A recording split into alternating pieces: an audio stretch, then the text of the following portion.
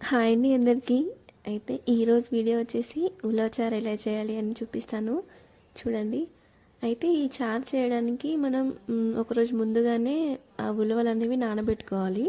అయితే నేను ఇక్కడ నైట్ నానబెట్టాను, అంటే 8 అవర్స్ నానయ్యేవి. దాని తర్వాత మార్నింగ్ ఇంకా నానిన ఉలవల్ని కుక్కర్లో వేసి ఒక 4 విజిల్స్ వచ్చే వరకు ఉడకబెట్టాలి.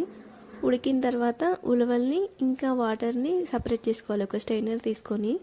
దాని తర్వాత వచ్చిన వాటర్ని పోపు వేసుకోవాలి. అంటే కొంచెం ఆయిల్ తీసుకొని దాంట్లో ఆవాలు, జీలకర్ర, ఇంకా ఎండుమిర్చి, పచ్చిమిర్చి వేసి ఈ చారు వేసుకోవాలి. ఉలవల్ని ఉడకబెట్టిన తర్వాత వచ్చింది కదా చారు, అది వేసుకోవాలి.